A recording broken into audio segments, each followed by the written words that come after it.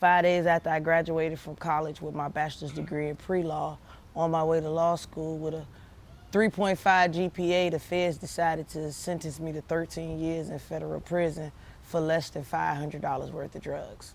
And I had never been in trouble in my life. So in my 8 years, 7 months, and 19 days that I spent in the federal penitentiary, I became one of the best female jailhouse lawyers. I got a lot of people out. We got 4 women out. One of the sisters that we tried to bail out, she had a hold on her, so we couldn't get her out. We anticipated getting 6 women out, but we only getting 5. But we're gonna follow the sister that we couldn't get out. Her court date is June 16th. So we're gonna slide down here and see if we can get her out on June 16th, because we don't give up on our sisters at all, ever. Folks deserve the benefit of the doubt when you talk about second chances, when you talk about formerly incarcerated people. You have to understand that people involved in the criminal justice system, more times than not, make choices out of urgency and trauma, and not out of justice, and not out of right.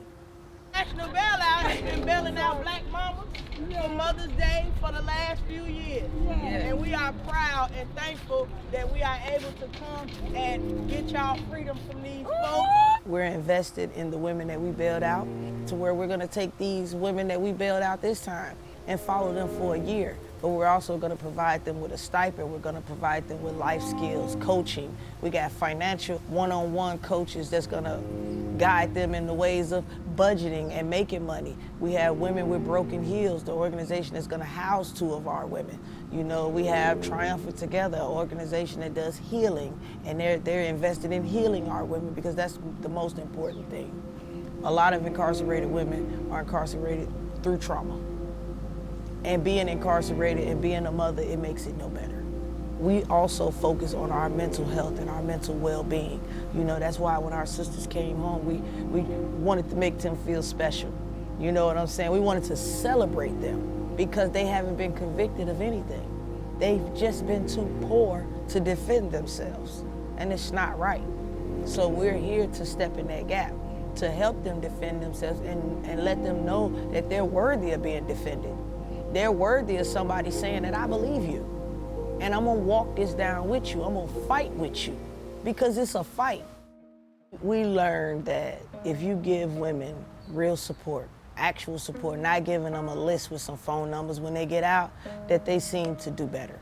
Take the case of Bones. You know, we found Bones, and at first we couldn't find housing for her, so she had to come live with us. She lived with us for like 4 or 5 months, and then we found her some transitional housing. That transitional housing turned into a job. It turned into what she found a partner, and her partner moved into a home together. 3 years later, they're still together. They're still working, striving. Bones is doing great. She's clean, and we still keep in contact. They bailed me out, they set me up, and you know, they showed me, you know, that there is some people out here that still care. Taking me out of the environment that I was in, that I felt like it would have destroyed me. It put me into a new light. And I feel like if it weren't for this program, I would have never been there. If it weren't for Foxy and Trey, I wouldn't have been where I'm at today. To understand, and what I want our new sisters to understand that just got out today, you know, we're here in good and bad. That we don't expect you to get out and be perfect tomorrow. We expect you to be human. We expect you to fail. We expect you to get back up, because we gonna be there. We have shown that we can fight and we can win. If we stand together, we can win. You know, this don't end with incarceration or not incarceration. This ends when our sisters feel that they're whole and they can sustain and stand on their own. Nobody came to fight for me. You know, nobody came to protect me. Nobody came to, you know, make sure I was okay. You know, and I know what that feels like. And I don't want other people to feel like that. I don't want other black women to feel like that.